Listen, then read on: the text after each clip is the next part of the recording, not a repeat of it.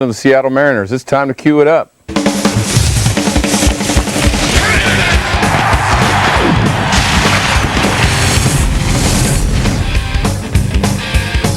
Talking basketball on this. What does that mean? I have no idea. Someone explain that to me. Hello, once again, everybody. I'm Dan Avone, and welcome to Cue It Up Sports. And I'm Brent Ringabaugh. The greatest pickup game on earth was played in the city of brotherly love today, and I don't think they were giving Kobe too much love out there in Philly. Oh, yeah, what's booing Kobe? Kind of like you today at YMCA, no defense. I never play defense, man. It's all about the shot. It's a lot of fun today. That's what the All-Star Game. Pro Bowl, I don't know. I don't even know why they play that thing. The baseball All-Star Game, worth the price of admission, and so is this one, because it's all about entertainment. Getting up and down the court. Let's go to Philadelphia, 51st All-Star Game. Playing in his 13th All-Star Game, a guard from the Washington Wizards, Michael Jordan. Michael Jordan back in the NBA, back in All-Star games, and you know what? He's a serious candidate for the MVP this year, and look at Jordan get up and do his thing. The West would lead just about wire to wire in this one. The homeboy Gary Payton going to Chris Webber, missed. Look at Jordan all alone for the dunk. Well, when is the last time that happened? Jordan can't throw it. Keep an eye on. The man is 38 years of age. But, hey, he's winning out there in Washington to bottom line it. Here's Webber going to Kevin Garnett. Garnett's just a kid. He ain't missing that thing. The West up at this point, 28-20 dunk of the night. Hello, Tracy McGrady. McGrady going glass and then ripped it as the West continued to build on their lead. More McGrady. T-Mac again as Tracy McGrady and the Orlando Magic enjoying a shining moment. He would finish with 24 points to lead the East, but Kobe Bryant was the story. Going back to Philly, went to high school Lower Merion, 31 points for Kobe, your eventual MVP. Peyton a steal, and Peyton's got to give some of those up to Rashard Lewis as Kevin Garnett will throw down as the West stretch the lead. Now it's GP. Gary Payton played well, filled it up with 18 points, but the MVP, once again, Kobe Bryant, 135 to 120 is the final score as the West go on to win it rather easily. Payton, the second highest point total for the West as he had some 18. Kobe getting booed as he goes back to Philly. Nothing's real in the world anymore. You know, the best thing about Kobe Bryant, he doesn't respond to the crowd. He responds to the challenge out there on the floor. Pretty upset, pretty hurt. I just wanted to go out there and just play hard. But they booed, and I still like coming home, though. I still enjoy playing in Philly. I laugh at myself. If I can't laugh at myself, I can't laugh at anybody. And, it's one of those situations where you got a wide-open dunk. As you get old, you just don't have the same type of confidence, so you got to go through a checklist. And I went through the checklist, and by the time I was ready to dunk the ball, I wasn't there. Locally, the Sonics resume play on Tuesday night. Gary Payton, some said that, maybe he should have been in the starting lineup instead of Steve Francis with the numbers that he's putting up, because the type of numbers Gary is putting up this year, he should have been one of the starting guards for the West. He's averaging 22 points a game, which is fourth best among guards in the league, and he's third in assists at 9.1 per game. That's pretty good stats from Gary Payton. GP playing in his 8th All-Star game in 12 years in the league, put up some solid numbers. As Dan said, second leading scorer on the West behind Kobe with 18. That was the first bucket on the hometown kid, Allen Iverson, off glass, also helping the teammates out, making them look good. This one to Dirk Nowitzki, that's all good. One of his 6 assists on the day. Gary was also hot from the field, including behind the stripe. 4 of 6 from the arc, 7 of 13 from the field, and down the stretch. Payton nailed 2 bombs to keep the West in this one. As he just nails them from long range, he's going to tell Nate he wants to step behind the arc a little bit more. Showing the intensity in the world's greatest pickup game. So Gary Payton will come back, practice with the team tomorrow night, and then on Tuesday they have the Dallas Mavericks at Key Arena. That's a 7 o'clock start as they start the second half of the season and make their playoff run. Time to switch it up now, talk a little golf. Time to head down to Southern California and a place called La Jolla. Now, from your out of town, you might call it La Jolla, but it is La Jolla. That is where Torrey Pines is located in the side of the Buick Invitational. And for the first time this year, some household names were on the front page of the leaderboard, like names like Woods, O'Meara, Daly, and Olazabal. Dan was just asking me about Olazabal. What's he going to do this year, Brent? Tiger Woods, you know that name. Shot a 77 on Friday, rallied back. This is the approach on 18, and when Tiger wants some action on a Sunday, he's going to get it. Watch him back that balata up right past the hole, led to a birdie.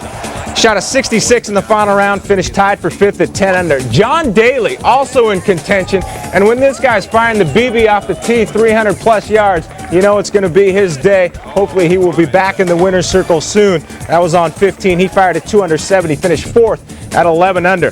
Here is Jose Maria Olazabal, came from the back of the pack, birdied 4 of the final 6 holes. This is good action, 2 on 18, nearly drops it for the eagle. He would birdie the hole. He had a one-shot lead. J.L. Lewis, not a household name, needed this one to force a playoff. Wide right, doesn't count. Olazabal goes on to win his first PGA Tour since getting the green jacket at the Masters in 1999.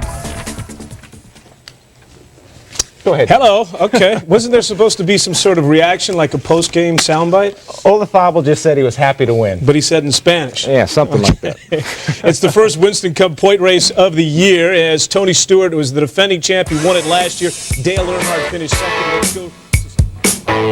Back here at Cue It Up Sports, there's a look at a cookbook that we will talk about in just a bit. It is Karen Moyer to the far left, her husband, Jamie Moyer, next to her, and then Brent that joins me to my right here. Thanks for that, Dan. I'm going to talk about a little bowling. You guys, first of all, you own your own shoes, and talk about the bowling tournament. We do matching shoes, actually. No, Jamie Moyer 3rd annual bowling tournament's happening July 27th. It's a great opportunity for corporate sponsorship. People come out and buy a lane, come bowl with the Mariners. Pretty intimate, great live auction, silent auction. Well, you get the there we shoes. go. Look at this, and the uniforms. Yeah, they got Yep. the shirts. Gets Gets a little competitive, too. Al Bundy on a Sunday night. This is good stuff here. Yeah, this is from last year, and the guys really do. They have a great time. They're very generous, and it's a great way to get to know the players. Who can bowl on the Mariners? Brett, you saw Brett, Mike Cameron. Johnny Moe. Oh, is that right? He's not bad. Really? Yeah, it's fun.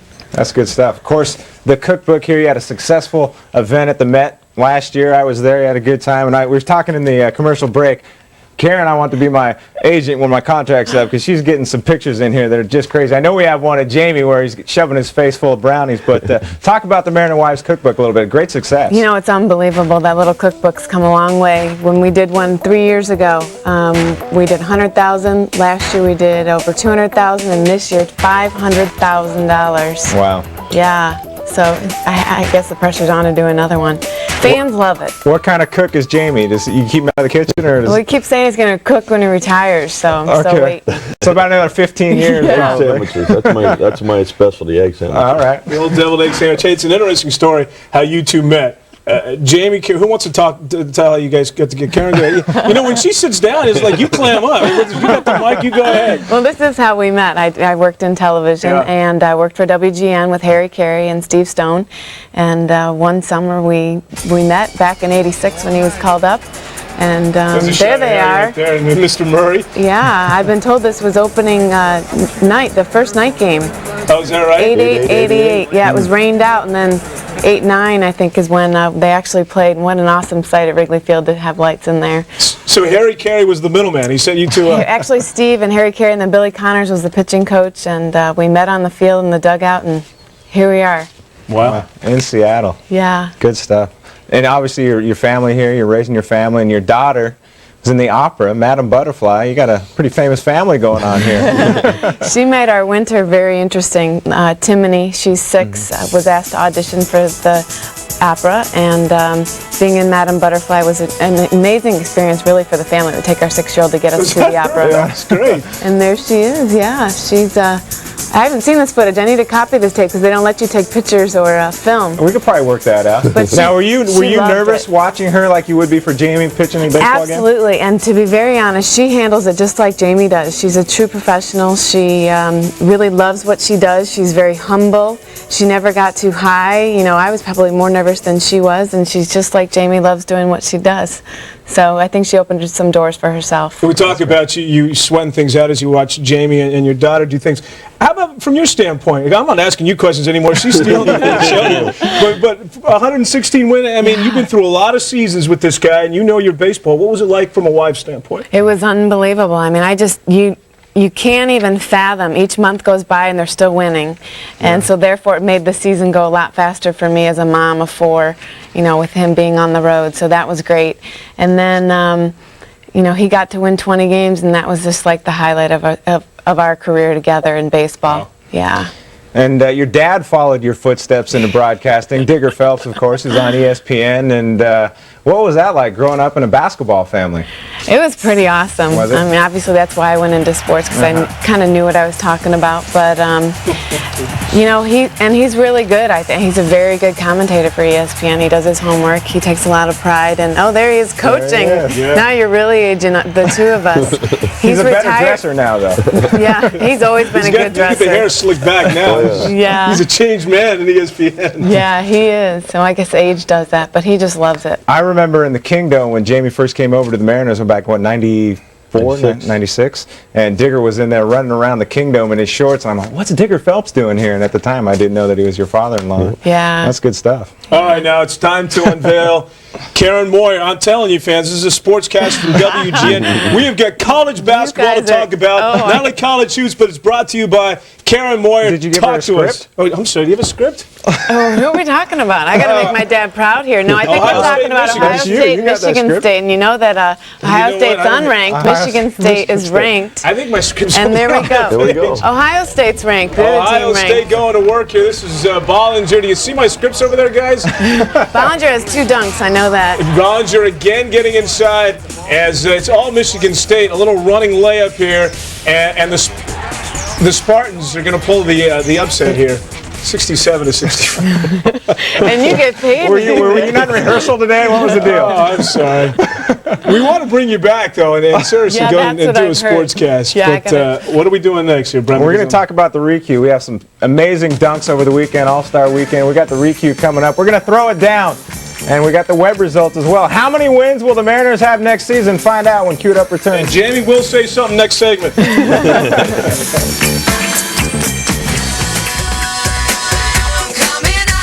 It's Karen Moyer talking Good. sports. Hey, hockey, our boys' favorite sport. We've got Kelowna Kelowna, that's right. You just offended Kelowna. versus the T-Birds, and the T-Birds actually work out where our boys play, up in Olympic View, and it looks like we've got 2 goals right there. We got one. That would be one. Who's this One at kid? a time. I don't know. Yeah, it looks Greg like Greg Black. Yeah, thanks, Jamie. You take over here. It was a one-timer. And the final was 4-2. The Thunderbirds win I think the 4-2. T-Birds won. T-Birds in the gray shirt. All right. The Queued Up viewing audience has set the right. standards for next season.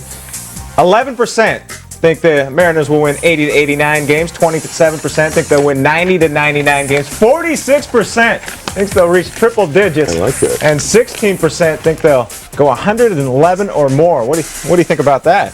I like that 46%. Yeah, I do too. A lot of confidence in the M's these days. Yeah, that's it's going to be a tough division this year. It is. Texas has gotten better. Anaheim has gotten better. They picked up 2 starting pitchers, and that's what they've needed. They've lacked lately. So, Oakland's still going to be good. It's going to be interesting. It'll be a fun season. Baseball straight ahead. We're going to say goodnight. Thanks to the Moyers for stopping sure. by, and we're going to leave you with the this week's Recue. Have a great week, everybody. See you back here next Sunday night. See ya. See ya. Thank you.